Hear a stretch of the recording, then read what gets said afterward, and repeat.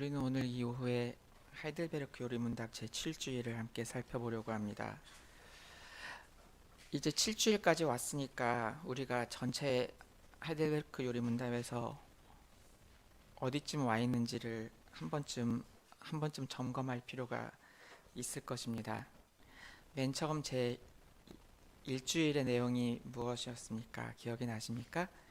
제 1주일에서는 우리가 살아서나 죽어서나 우리의 유일한 위로는 우리가 삼위 하나님의 하시는 일을 통하여서 우리가 예수 그리스도의 것이 되었다는 데 있다고 하였습니다. 그리고 그러한 위로 가운데 이 땅을 살아가고 또 우리 앞에 놓인 죽음을 맞이하기 위해서는 우리가 세 가지를 알아야 한다고 했습니다. 그 중에 첫 번째는 우리의 죄와 비참함이 얼마나 큰가 하는 것이었고, 두 번째는 그러한 죄와 비참함에서 우리가 어떻게 구원을 받는가 하는 것입니다.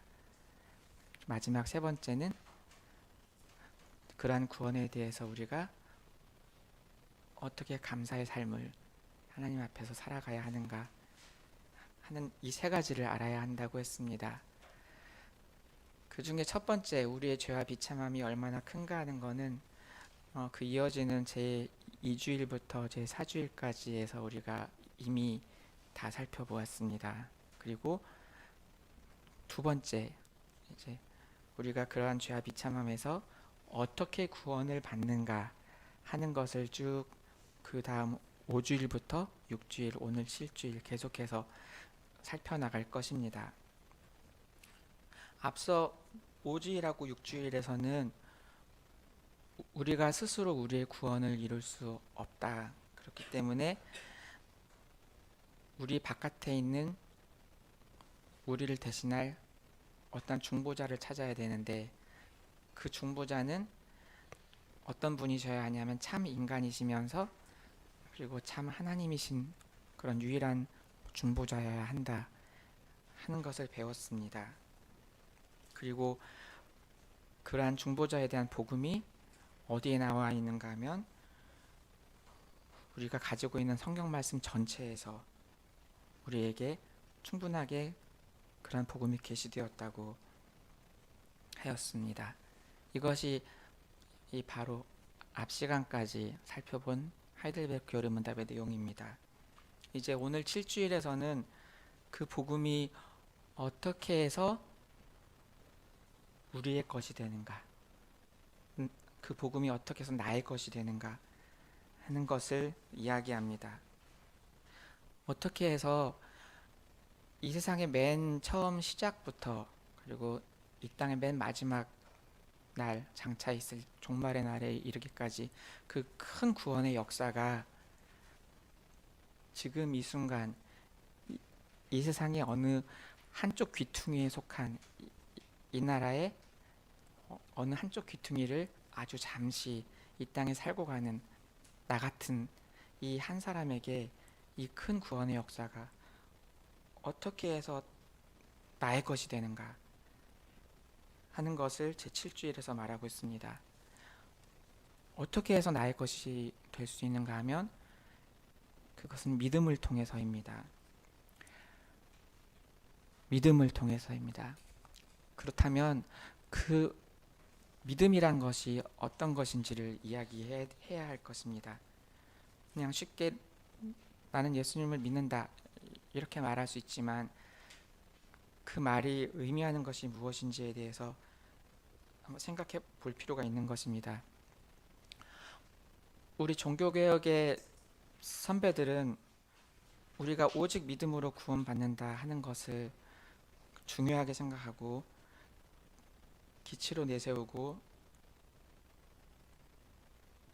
열심히 싸웠었습니다. 그래서 그 우리의 믿음의 선조들이 우리가 믿는다는 게 무엇인지에 대해서 하나님의 말씀에서 생각하고 요약한 것이 여기 요리문답에 녹여져 있습니다. 그 믿음이 무엇인지에 대해서는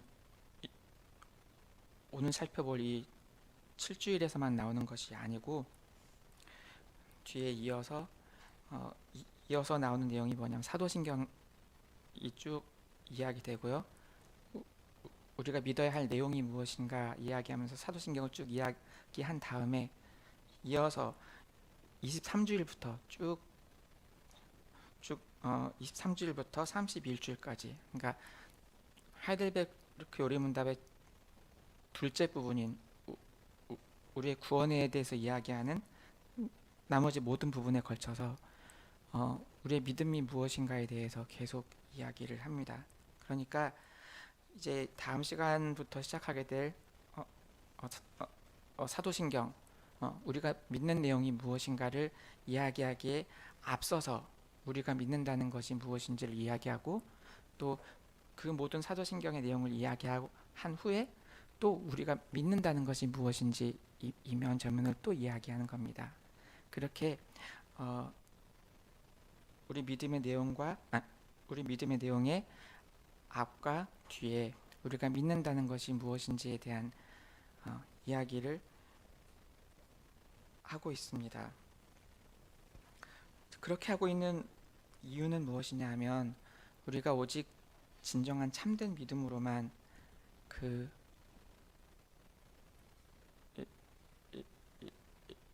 여기 사도신경에서 이야기하고 있는 우리를 위해서 이루신 성부, 성자, 성신 하나님의 그 구원의 일들을 우리의 것으로 받아들일 수 있기 때문입니다. 그러한 이해의 터에서 이제 오늘 함께 살펴볼 요리문답 제7주일의 내용을 함께 읽어보겠습니다. 20문부터 23문까지입니다. 먼저 제가 앞에 있는 질문을 읽고 그리고 함께 답을 함께 읽겠습니다. 20문, 그러면 아담 안에서 모든 사람이 멸망한 것처럼 그리스도를 통하여 모든 사람이 구원을 받습니까? 아닙니다. 참된 믿음으로 그리스도에게 연합되어 그의 모든 은덕을 받아들이는 사람들만 구원을 받습니다. 21문, 참된 믿음이란 무엇입니까? 참된 믿음은 하나님께서 그의 말씀에서 우리에게 계시하신 모든 것이 진리라고 여기는 확실한 지식이며, 동시에 성신께서 복음으로써 내 마음속에 일으키신 굳은 신뢰입니다. 곧 순전히 은혜로 오직 그리스도의 공로 때문에 하나님께서 죄사함과 영원한 의로움과 구원을 다른 사람뿐 아니라 나에게도 주심을 믿는 것입니다. 22문, 그러면 그리스도인은 무엇을 믿어야 합니까? 복음에 약속된 모든 것을 믿어야 합니다. 이 복음은 보편적이고 의심할 여지 없는 우리의 기독교 신앙의 조항들인 사도신경이 요약하여 가르쳐 줍니다. 23문, 사도신경의 조항들은 무엇입니까?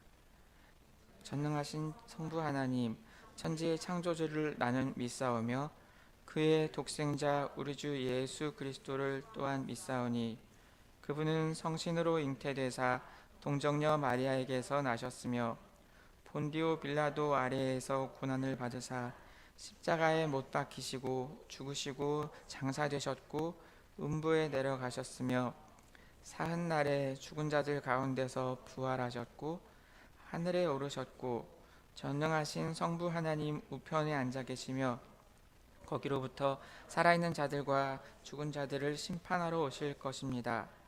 성신을 나는 믿사오며 거룩한 보편적 교회와 성도의 교제와 죄사함과 육신의 부활과 영원한 생명을 믿사옵나이다. 아멘.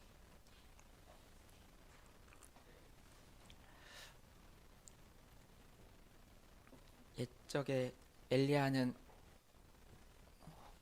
홀로 호렙산에 올라가서 이 땅에서 자기가 혼자 남아있는 하나님의 선지자다 하고 마음의 큰 절박함과 큰 실망과 좌절을 하나님 앞에 호소하였습니다. 근데 그런 그에게 하나님께서는 이스라엘 안에 바알의 무릎을 꿇지 않은 7,000명의 사람을 남겨두실 것을 말씀하셨습니다.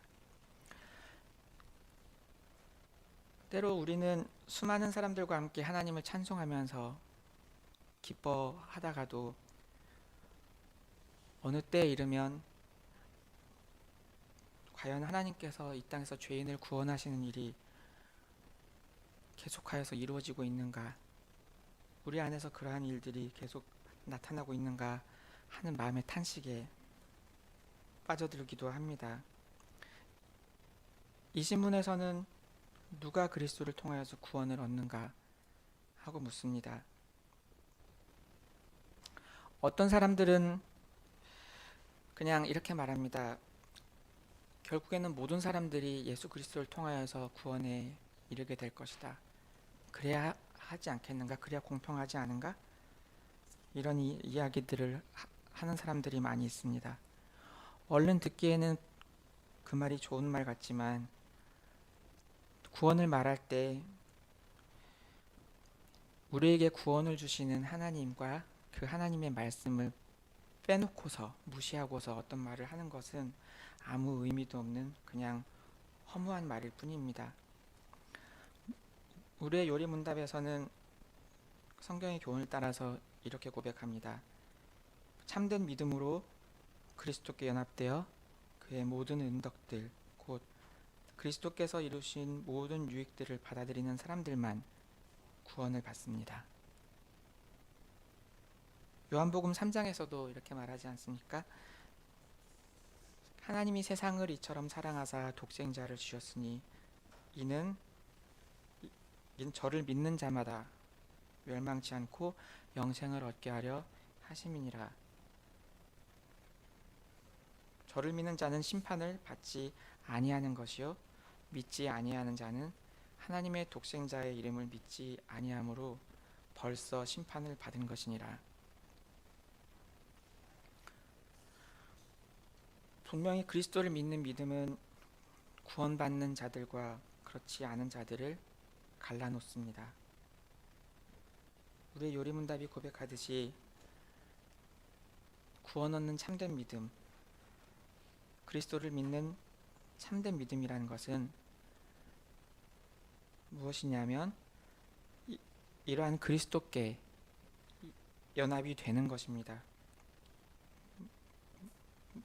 마치 나뭇가지가 어떤 큰 나무에 접붙여지는 것처럼 그렇게 하나로 연합이 되는 것입니다.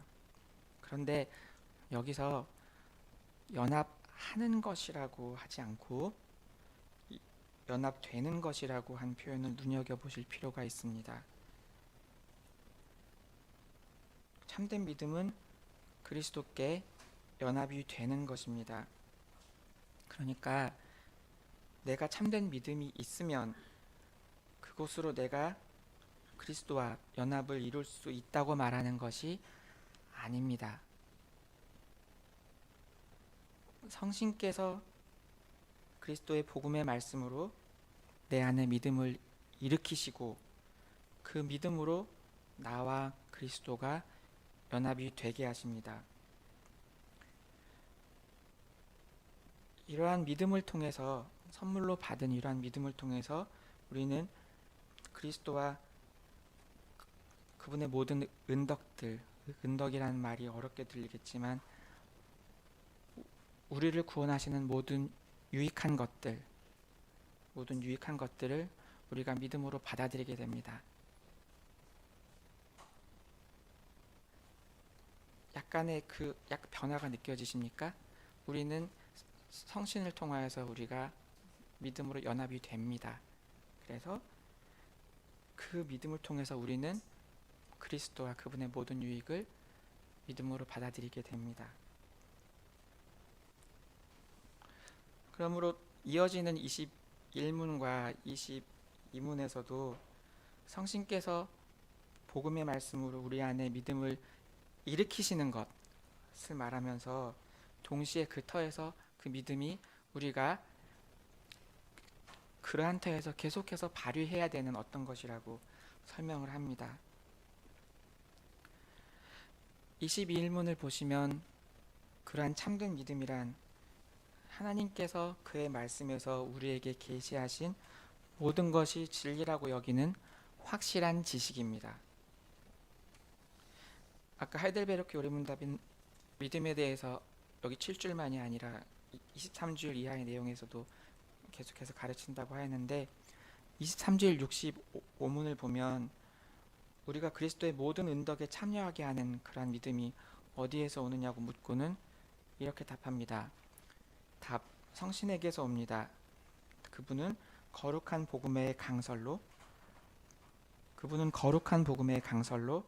우리의 마음에 믿음을 일으키며 성례의 시행으로 믿음을 굳세게 하십니다. 여기에서도 믿음은 성신에게서 온다고 가르칩니다. 성신께서 거룩한 복음의 말씀이 선포되는 그것을 사용하셔서 각 사람의 마음속에 믿음을 일으키십니다. 그러면 그 각 사람들은 하나님의 말씀이 정말로 참되구나, 이것만이 유일한 진리구나 하는 것을 이렇게 함께 모여서 예배하고 말씀을 듣는 가운데, 그리고 그 말씀을 일상생활에서 읊조리면서 묵상하는 가운데 이거를 깨닫게 되는 겁니다.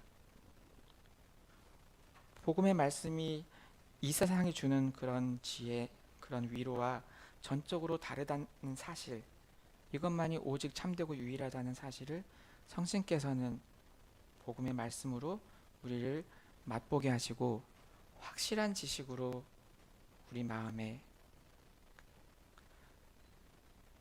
확실한 지식을 갖게 하십니다.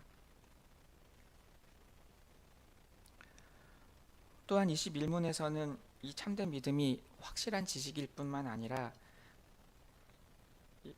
역시 성신께서 복음으로써 내 마음속에 일으키신 굳은 신뢰라고 합니다. 확실한 지식일 뿐 아니라 굳은 신뢰라고 합니다. 무엇에 대하여 굳게 신뢰한다는 겁니까? 그 내용이 이어지는 구절에서 계속 나옵니다.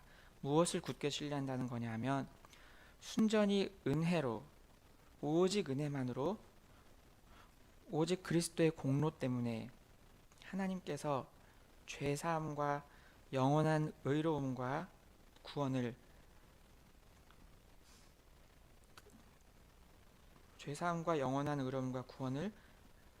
다른 사람뿐 아니라 나에게도 주신다는 사실을 굳게 신뢰하는 것입니다. 그러니까 하나님의 말씀은 정말로 참되고 진리야. 하지만 나하고는 그 말씀의 관계가 있을 수도 있고 없을 수도 있어. 이렇게 생각하는 것이 아닙니다. 성신께서는 그리스도를 통한 구원의 복음이 우리 옆자리에 앉아있는 아주 경건해 보이는 내 이웃만이 아니라 나 같은 죄인에게도 오직 은혜로, 오직 그리스도의 공로 때문에 그 복음을 나의 것으로 선물로 주신다는 것을 확신하게 되는 것입니다. 굳게 신뢰하게 되는 것입니다. 이렇듯 참된 믿음이라는 것은 앞서 20문, 21문에서 이야기한 것을 한꺼번에 말씀드리면, 참된 믿음은 그리스도께 연합이 되는 것이고, 연합이 되어서 그분의 모든 은덕들을 믿음으로 받아들이는 것이고, 또한 성신께서 그분의 복음의 말씀으로 우리에게 깨닫게 하시는 확실한 지식이며, 또 그분의 은혜가 교회 안에서 이웃에게만이 아니라 나 같은 사람에게도 은혜로 주어진 것임을 굳게 신뢰하는 것입니다. 이러한 참된 믿음에는 성신께서 우리를 새로운 생명으로 거듭나게 하시는 것이 있습니다. 성신께서는 항상 우리에게 생명을 주시는 성신이십니다. 우리를 하여금 믿음으로 그리스도와 연합되게 하시고, 그 그리스도의 생명으로 이 땅에서 새로운 생명을 살아가게 하십니다. 그러니까 우리의 생명에 꽃이 피어나게 하시는 겁니다. 이런 방식으로.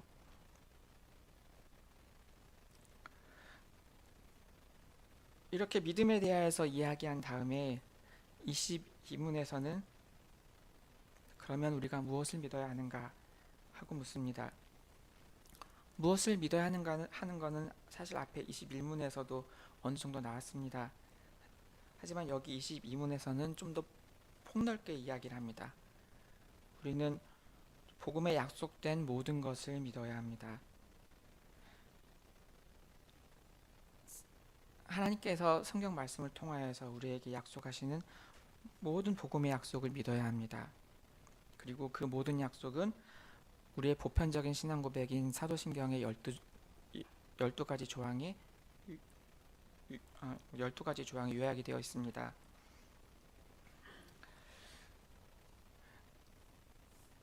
이 조항은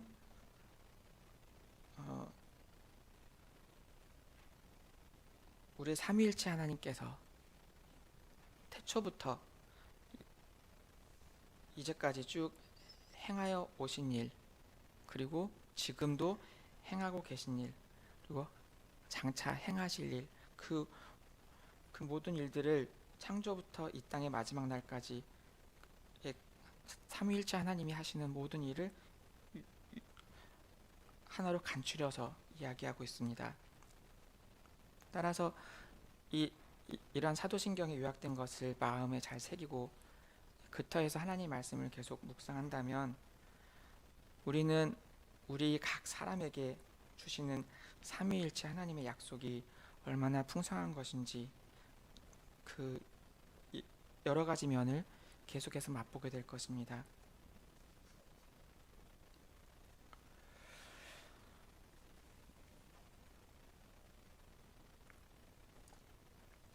이렇게 제7주일에서는 믿음이란 그리스도와 연합되는 것이고 성신께서 그리스도의 복음의 말씀으로 우리 안에 일으키시는 확실한 지식과 굳은 신뢰라고 이야기하였는데 이러한 믿음의 성격이 요한복음에서 잘 묘사되고 있습니다. 우리가 앞서 읽은 요한복음 15장에는 어떤 내용이 나왔습니까? 아이들도 잘 알 것입니다. 요한복음 15장에는 포도나무와 가지에 대한 이야기가 나옵니다. 이 이야기를 예수님이 언제 하셨는지를 생각하는 것이 이 이야기를 이해하는 데 조금 도움이 됩니다. 예수님께서는 유월절 식사를 마치시고 일어나서 다른 곳으로 이동하고 계셨습니다. 아마도 겟세마네 동산을 향하여서 이동하고 계셨을 것입니다. 이 말씀은 그때 하신 말씀입니다. 14장에 보시면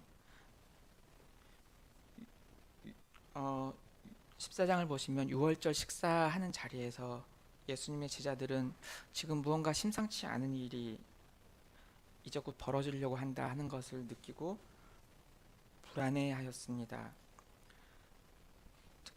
특별히 보면 도마라는 제자를 보면 지금 예수님이 어디로 가시는지 우리가 알 수가 없다. 이런 이야기까지 합니다. 그러한 제자들에게 예수님께서는 너희는 마음에 근심하지 말라 하시고 또 예수님께서 이제 곧 이 세상을 떠나서 아버지께로 다시 돌아가실 것이지만 아버지께로 돌아가시면 또 다른 보혜사이신 성신님을 그들 가운데 보내실 것이라고 약속하셨습니다. 그러한 터에서 이제 그 식사 자리에서 일어나서 고난받으러 가시면서 이 말씀을 하셨습니다. 포도나무와 가지의 이야기를 말씀하셨습니다. 사실 우리는 이 바로 직후에 예수님의 제자들에게 어떤 일이 벌어지는지를 잘 알고 있습니다. 이제 곧 예수님의 제자들은 예수님을 버리고 다 뿔뿔이 흩어질 겁니다. 그러니까 심지어 어떤 제자는 예수님을 전혀 모른다고 심한 말을 써가면서 부인까지 할 겁니다. 완전히 예수님과의 관계가 완전히 끊어지는 것 같은 그런 일들이 겉으로는 그런 일들이 분명하게 벌어질 겁니다. 예수님께서는 이 식사 자리에서 친히 예수님의 제자들의 발을 씻기셨습니다. 이렇게 철저하게 예수님께서는 제자들을 섬기셨고, 그리고 유월절 만찬을 하는 자리에서는 이제 우리가 성찬이라고 이야기하는 이것, 어, 장차 만대의 교회가 지켜야 할 예수님의 만찬을, 새로운 언약의 만찬을, 그 새로운 언약의 만찬을 제정하시기까지 하셨습니다. 그런데 그 직후에 예수님의 모든 노력은 완전히 물거품이 되는 것처럼 보이는 이 일이 이제 곧 벌어질 겁니다. 다 뿔뿔이 흩어지고 하나가 되는 것이 아니라 완전히 관계가 단절되는 것 같은 그런 일이 벌어질 겁니다. 하지만 부활하신 주님께서는 친히 그들을 회복시키시고 다시 불러 모으실 것입니다. 그리고 성신을 보내셔서 그 성신의 능력으로 그들이 하나 되어서 힘있게 그리스도의 복음을 증거하고 그 열매를 맺어가게 하실 겁니다. 그렇기 때문에 그리스도께서는 그분의 제자들이 이제 곧 흩어져 버릴 것을 아시면서도 장차 그분이 친히 그들 가운데 이루어 가실 위대한 구원의 일을 이런 포도나무 가지의 비유로 예수님의 제자들에게 약속하시는 가운데 또한 그들을 권고하십니다.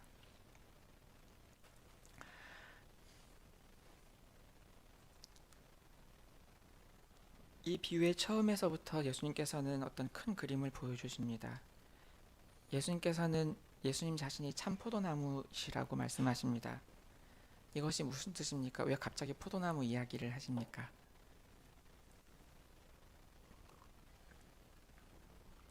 요즘 우리가 이사야서 말씀을 계속 읽어가고 있습니다.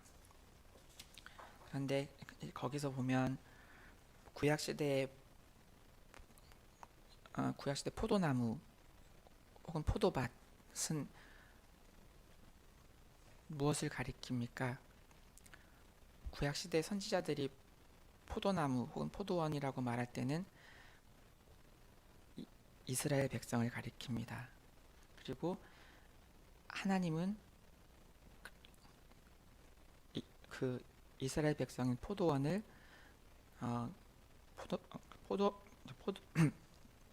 포도원에 포도나무를 심고 그 나무를 가꾸는 농부로 묘사가 됩니다. 그러니까 농부와 포도나무의 관계는 하나님과 이스라엘 백성의 관계입니다. 그런데 지금 예수님께서는 내가 참 포도나무요라고 말씀합니다.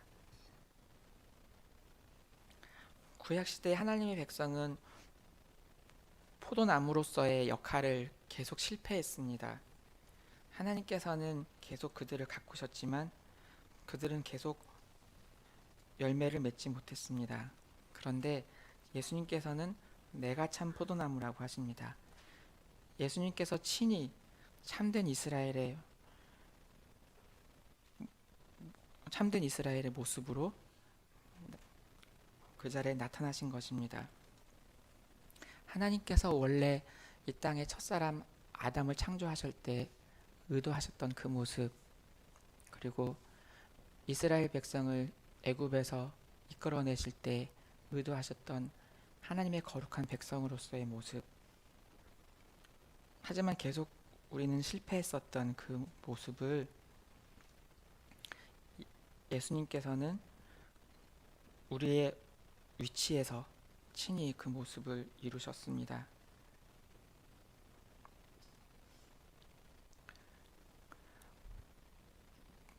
그리고 그러한 터에서 우리 주님께서는 계속해서 그분의 제자들을 불러 모으셨습니다. 그리고 그분의 제자들을 그분께 포도나무의 가지처럼 그분께 계속해서 접붙였습니다. 그래서 예수님의 불러 모으시는 제자들은 그 한 사람 한 사람은 예수님이라는 포도나무에 붙여진 가지들이 되었습니다. 그러한 상황에서 어떤 사람이 난 그리스도와 아주 깊은 관계가 있는 사람이야 이렇게 말하면서도 실제로 거기에 해당하는 열매를 맺지 못한다면 그러한 사람은 하나님께서 그냥 거두어 가십니다. 원래부터 생명의 연합이 없었으면서 그냥 거기에 있었을 뿐이기 때문에 외관상으로 볼 때는 붙어 있던 것 같지만 사실은 붙어 있지는 않았던 겁니다. 그 사실은 하나님께서 그런 가지를 취하여 가시는 데서 분명하게 드러납니다. 구체적으로 말씀드리자면 가룟 유다가 그렇지 않습니까?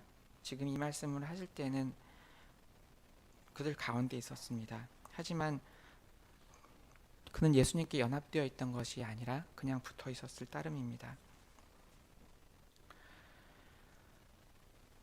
그런데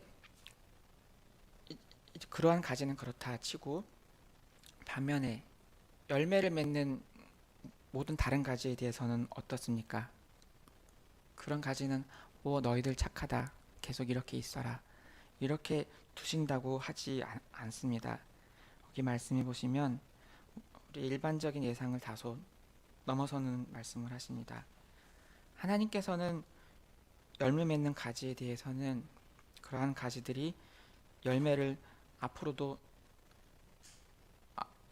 더 많이 맺어야겠다 하고 생각하셔서 그러한 가지들을 계속해서 다듬어내십니다. 일종의 가지치기를 하시는 겁니다. 이것은 열매를 맺는 그런 예수님의 제자들이 이 땅에서 어려움들을 계속 겪게 하신다는 것을 말씀합니다. 이 땅에서 고난을 겪게 하십니다.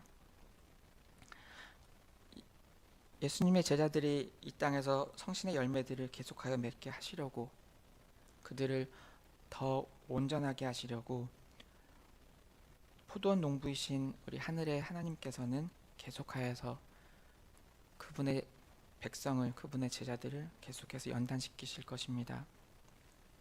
그런데 그렇게 하시는 것은 예수님의 제자들이 하나도 정결하지 않은 그런 사람들이기 때문은 아닙니다.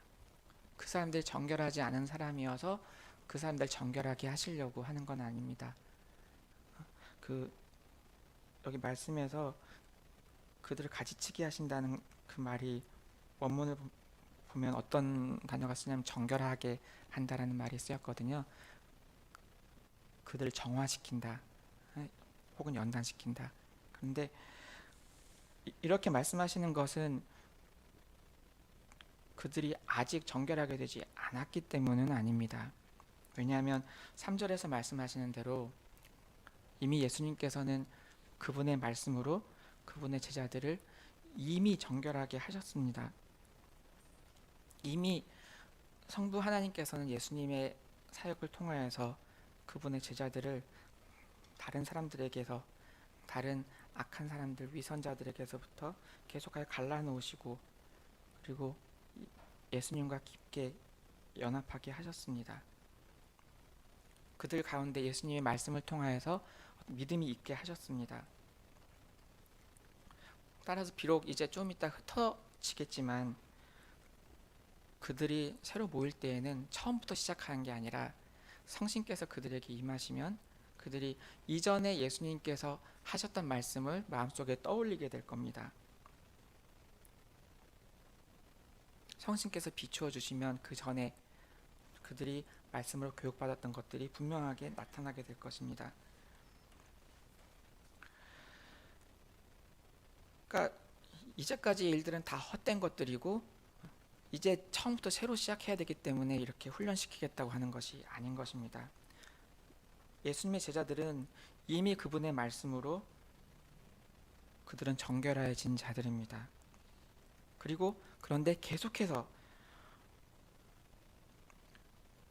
그러니까 이미 정결해졌다고 해서 그냥 팔짱 끼고 있는 것이 아니라 예수님께서 그들에게 명령하시는 것처럼 계속하여서 포도나무이신 그분 안에 힘써 그들은 거하여야 했습니다. 하나님의 연단하시는 그런 모든 과정을 거쳐가면서 참 포도나무이신 그분 안에 그들은 계속해서 그 안에 거하여야 했습니다.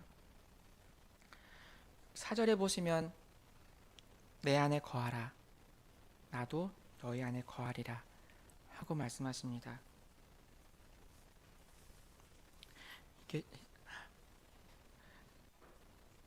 분명히 내 안에 거하라 하고 그분의 제자들에게 명령하시는데 그 명령 안에 이런 말씀이 들어 있습니다. 나도 너희 안에.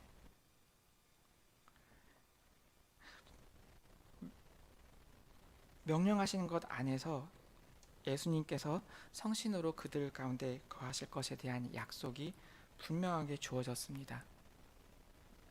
그러니까 우리에게 명령하시는 것과 약속하시는 것이 하나로 뭉뚱그려져 있습니다. 이게 원문에 보면요, 나도 너희 안에 거하리라라는 말이 없나, 거하리라가 없이 내 안에 거하라, 나도 너희 안에. 그러니까 분명 명령하시는 건데 이게 우리한테 약속하시는 것처럼 들립니다. 이게 명령 안에 완전히 들어와 버려 있습니다. 이 구절이. 그러니까 우리는 하나님께서 약속하시는 것에 든든한 터에서 그러한 명령을 받은 것입니다. 1차적으로는 예수님의 제자들이 받았고 그 안에서 우리가 그러한 명령을 받은 것입니다. 예수님께서 성신으로 예수님의 제자들 안에 거하시고 그리고 예수님의 제자들은 그분 안에 거합니다. 이러한 연합이 계속되어야 그들은 믿음의 열매를 맺게 될 것입니다. 그러니까 믿음이라는 것은 맨 처음에만 긴장해서 딱 갖추어야 될 것이 아니고 평생 새롭게 날마다 새롭게 갱신해 나가면서 가져야 할 것입니다. 오늘의 본문에서 계속 읽어보면 거한다는 말이 아주 많이 나옵니다.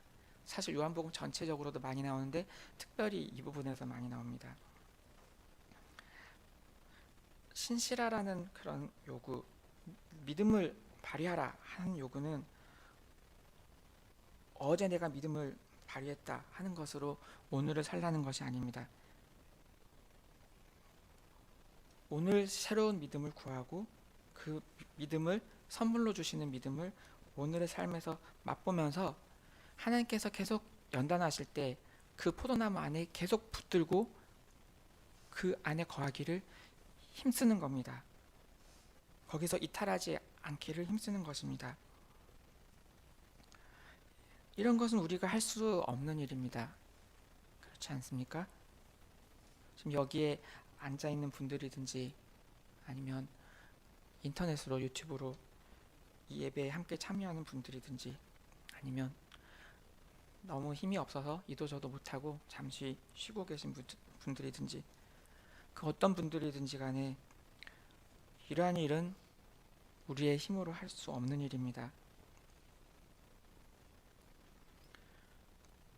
그리스도께서 내 안에 계시고 내가 그분 안에 계속하여서 거하는 그러한 믿음의 삶은 우리가 먼저 무엇을 깨닫고 살아갈 수 있는 것이 아닙니다. 우리한테는 그러한 의지도 없고 그런 능력도 존재하지 않습니다. 그렇지만 그리스도께서 그의 성신으로 우리를 부르십니다. 이 땅을 창조하실 때 빛이 있으라 할 때 빛이 있게 하셨던 그분이 우리를 부르십니다. 우리를 그분 앞에 불러 세우십니다. 그리고 그분의 몸인 교회 안에 우리를 두십니다. 그리고 우리에게 믿음을 선물로 주십니다. 그리고 그 믿음으로 우리를 그리스도와 연합이 되게 하시고 하나님의 복음의 말씀이 선포될 때 그 복음을 확실한 지식으로 알게 하십니다. 이렇게 하시면서 친히 우리의 손을 잡아서 이끌어 가십니다. 하나님께서 모든 것을 하시면서 동시에 그 안에서 우리에게 이 믿음을 발휘하라고 하십니다.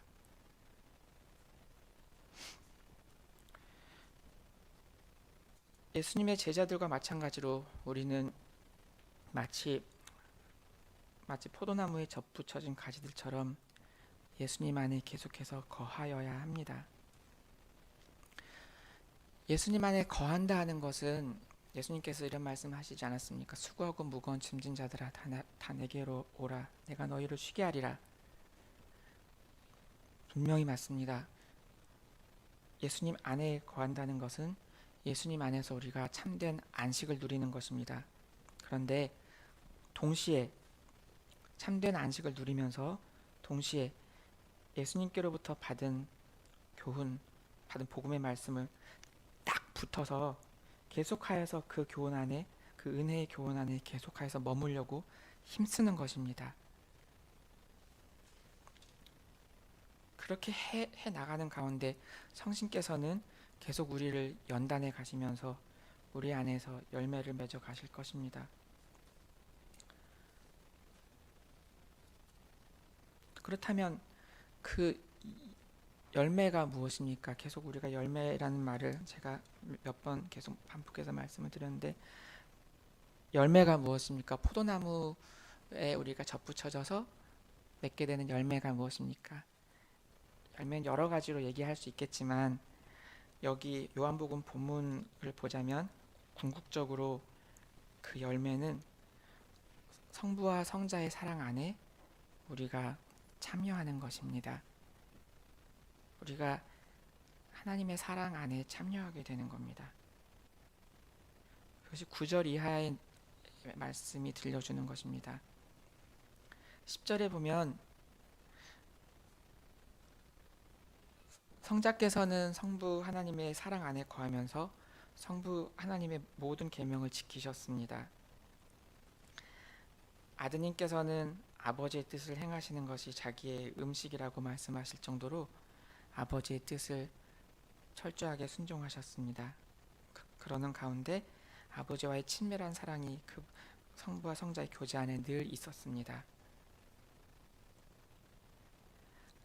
그러한 성자께서 또한 우리를 부르시고 그 사랑의 교제에 참여하도록 이끄십니다. 한 번 부르실 뿐 아니라 계속하여 또 새롭게 부르십니다. 그래서 우리가 삼위 하나님의 사랑의 교제 안에 참여하는 완전히 새로운 사람들이 되도록 만들어 가십니다. 이전에는 하나님의 사랑을 몰랐지만 이제는 하나님의 사랑 안에 거하고 사랑할 수 있게 되는 사람들로 우리를 만들어 가십니다. 그러면 그 사랑이 또한 우리 사람들 가운데서도 나타나게 될 것입니다. 서로 사이에서 나타날 것입니다. 12절에서 말씀하신 것처럼 자기의 친구를 위하여서 자기 생명을 내려놓는 것, 이것이 우리 예수님께서 예수님의 제자들을 사랑하신 방식입니다. 이전 시간에 요리문답 저희가 살펴보면서 아담의 타락 이후에는 인간이 그것이 불가능하였다는 것을 배웠습니다. 대표적인 것이 타락 이후에 바로 나타났던 사건인 가인이 자기 형제 아벨을 죽게 한 일입니다. 타락한 인간은 서로 사랑할 수가 없게 되었습니다. 본성적으로 하나님과 이웃을 미워하게 되었습니다. 그런데 친구를 위하여 자기 생명을 내려놓는 사랑을 보이신 우리 예수님 안에서 그것이 회복이 됩니다. 그래서 우리도 삼위 하나님과의 교제에 믿음으로 참여하게 되면서부터는 이웃을 위하여서 우리 자신 죽을 수 있게 되었습니다. 우리의 이웃을 위해서, 우리의 이웃 형제들을 위해서, 또 우리의 배우자를 위해서, 우리의 자식들을 위해서. 이전에는 내가 이것이 있어야 내가 살 수 있다라고 붙들고 있던 것들, 이걸 내가 계속 지탱해야 내 삶이 지탱될 수 있다고 붙들고 있던 것들, 이것이 있어야 내 삶의 의미가 있다고 내가 살아남기 위해서, 나 자신을 정당화하기 위해서 계속 붙들고 있던 것들을 내 이웃을 사랑하기 위해서 그것들을 포기합니다. 하나님께 대해 순종하여서 그 일을 행하면서 자기 자신이 이웃을 위해서 죽습니다. 이것이 포도나무와 가지의 말씀에서 예수님께서 믿음으로 그리스도와 연합된 우리가 궁극적으로 맺게 되는 열매로 이야기하는 것입니다. 그러한 제자들을 우리 주님은 이제 더 이상 종이라고 부르지 않고 그들을 친구라고 부르십니다. 어떤 의미에서 그렇게 부르시는가 하면, 그냥 종은 주인이 하는 일을 알지 못하지만 예수님의 제자들은 예수님께서 성부 하나님께로부터 들으신 모든 것을 다 알게 해주셨습니다. 하나님께서 어떤 일을 하시고 어떤 일을 해오셨고 앞으로 어떤 일을 하실 것인지에 대해서 알게 해주셨습니다. 그래서 그들은 하나님께서 하시는 일에 대한 확실한 지식을 얻게 되었습니다. 예전에 아브라함도 그러지 않았습니까? 하나님께서는 이제 장차 저기에 저기 소돔과 고모라 성을 멸하러 간다, 이건 미리 말씀하시고 아브라함의 하는 말들을 또 귀 기울여 들으시고 서로 이야기를 하지 않았습니까?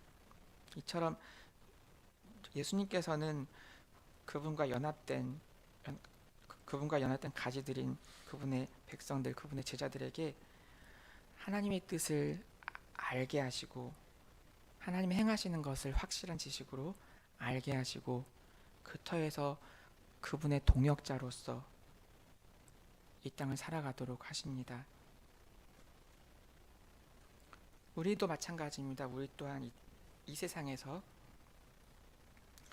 우리들 가운데서 행하시는 하나님이 어떤 분이고, 그리고 하나님께서 우리 가운데서 어떤 구원의 일을 이루시는가, 앞으로 어떤 일을 이루시려고 하는가 하는 것을 말씀으로 계속해서 알게 되는 가운데, 확실한 지식과 굳은 신뢰로 그것을 마음에 품게 되는 가운데, 그러한 믿음으로 이 땅에서부터 하나님의 동역자로서 하루를 살아가게 되는 겁니다.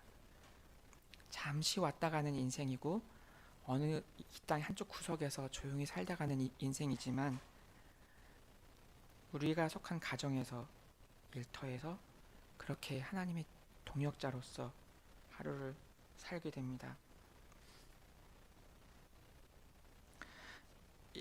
예수님께서는 16절에서 이렇게 말씀하십니다. 제자들이 예수님을 택한 것이 아니라 예수님께서 제자들을 택하셨다는 것을 그들에게 상기시키십니다. 오늘날에도 마찬가지입니다. 높이 되신 그리스도께서는 친히 그분의 택하신 백성을 불러 모으십니다.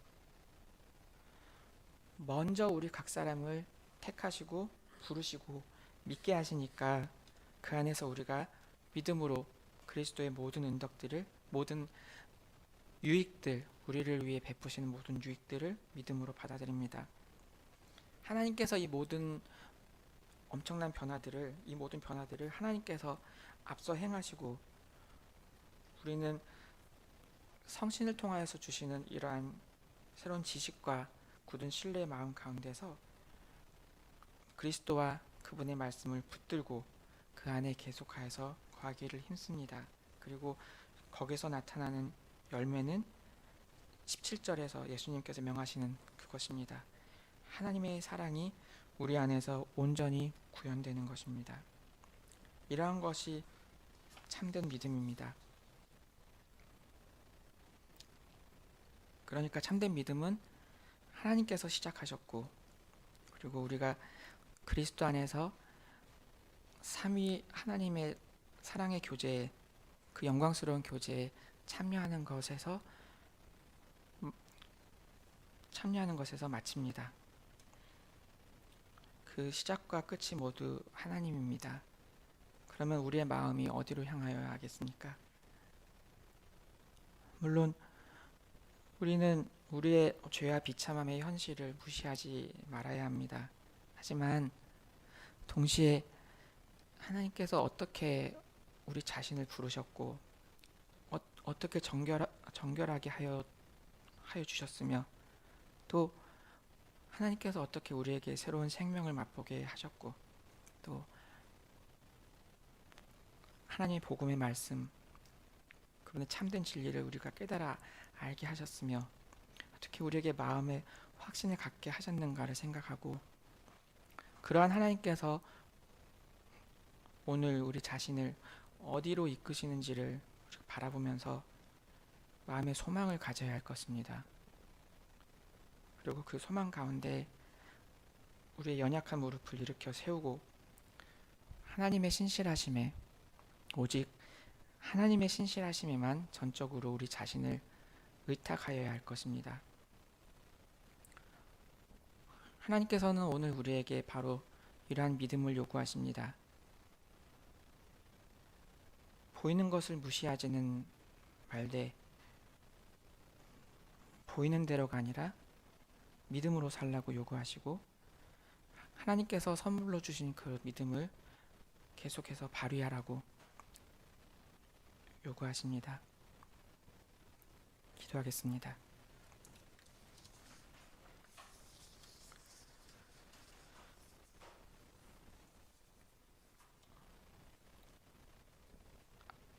하나님 아버지,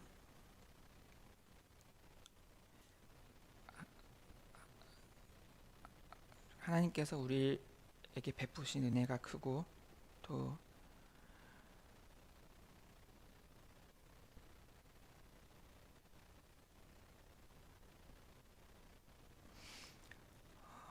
우리를 향한 하나님의 생각이 큽니다. 하나님께서 오직 은혜로 우리를 부르셨고,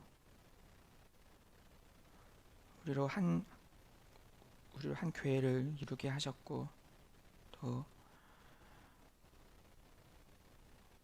우리를 장차 하나님의 영광스러운 사랑의 교제의 자리에 우리를 또한 참여하도록 이끌어 가십니다. 하지만 저희는 이 땅에서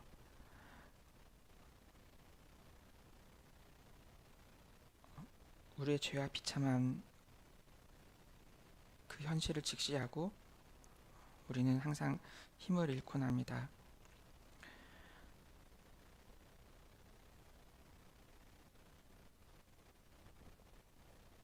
하나님께서 저희를 붙드시고 하나님의 성신으로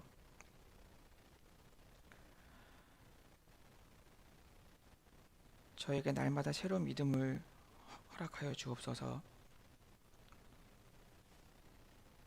그 믿음 가운데에서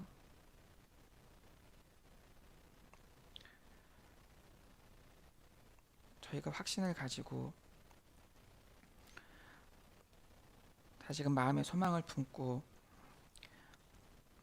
하나님의 인도하심에 전적으로 저희 자신을 의탁하면서 나아가게 하옵소서.